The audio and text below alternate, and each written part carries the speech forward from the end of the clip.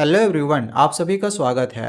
बच्चों, class 10 social science की जो हमारी नई एनसीईआरटी की बुक निकाली गई है, exploring society India and beyond, इसका जो चैप्टर नंबर 1 है, natural resources and their use. Starting में यहाँ पर तुम देखोगे तो इसमें क्योटेशंस के कुछ क्वेश्चन दिए गए हैं। अभी हम इन क्वेश्चंस के आंसर्स को समझेंगे, तो वीडियो को लास्ट तक देखते रहना। वीडियो पसंद आए तो वीडियो को लाइक करके चैनल को जरूर सब्सक्राइब करके रख लेना।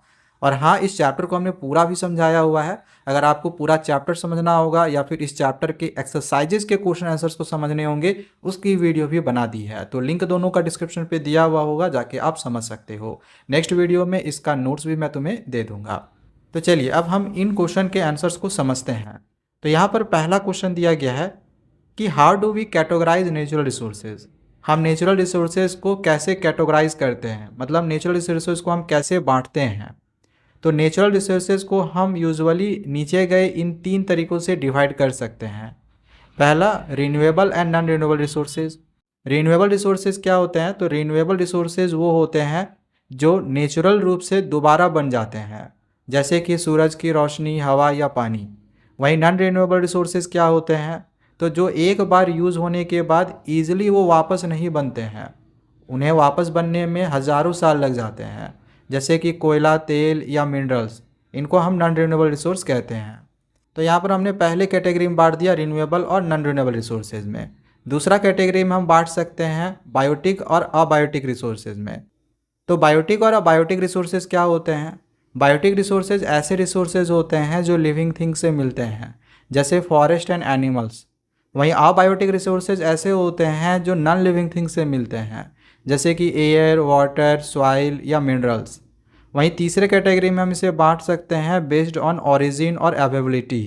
कुछ रिसोर्सेज ऐसे होते हैं जो हर जगह मिल जाते हैं, जैसे कि एयर, जबकि कुछ रिसोर्सेज सिर्फ कुछ जगह पर मिलते हैं, जैसे कि तेल या फिर उपजाऊ ज़मीन। इन्हें हम ओरिजिन या अवेलेबिलिटी के बेसिस पे बांटते हैं। तो यहाँ पे हम समझ चुके हैं कि रिसोर्सेज को हम इन 3 कैटेगरी से बांट सकते हैं। अब आगे सेकेंड क्वेश्चन दिया गया है, what is the connection between the distribution of natural resources and their aspects of life. Natural resources का डिस्ट्रीब्यूशन का जीवन के अलग अलग एस्पेक्ट से क्या संबंध है? तो इसका आंसर हम लोग कुछ ऐसा लिख सकते हैं कि नेचुरल रिसोर्सेज किस एरिया में कैसे बनते या मिलते हैं, इसका लोगों की ज़िंदगी पर सीधा असर पड़ता है। जैसे कि सेटलमेंट और पॉपुलेशन, लोग अक्सर वहाँ बसते हैं जहाँ पानी, उपजाऊ ज़मीन और पेड़ पौधे जैसे रिसोर्सेज मिलते हैं। दूसरा है लिवलीहुड्स, यानी कि लोगों की जॉब लोकल रिसोर्सेज पर डिपेंड करती है, जैसे कि खेती करना, मछली पकड़ना, माइनिंग करना और ईटीसी। थर्ड है कल्चर एंड ट्रेडिशन, यानी लोकल फेस्टिवल्स और रिवाज नेचर और रिसोर्सेज के आसपास घूमते हैं। एंड फोर्थ है लाइफ स्टाइल एंड डेवलपमेंट, जहाँ नेचुरल रिसोर्सेज ज़्यादा होते हैं वहाँ इंडस्ट्रीज और डेवलपमेंट भी होता है।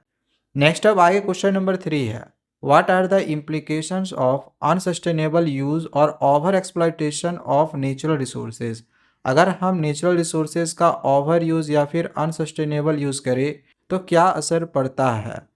तो अगर हम रिसोर्सेज का ज़्यादा या फिर गलत इस्तेमाल करें तो कई बड़ी समस्याएं हो सकती हैं, जैसे कि रिसोर्स डिप्लीशन हो सकता है, जैसे ग्राउंड वाटर, फॉरेस्ट और फ्यूल जैसे रिसोर्सेज ख़त्म हो जाते हैं।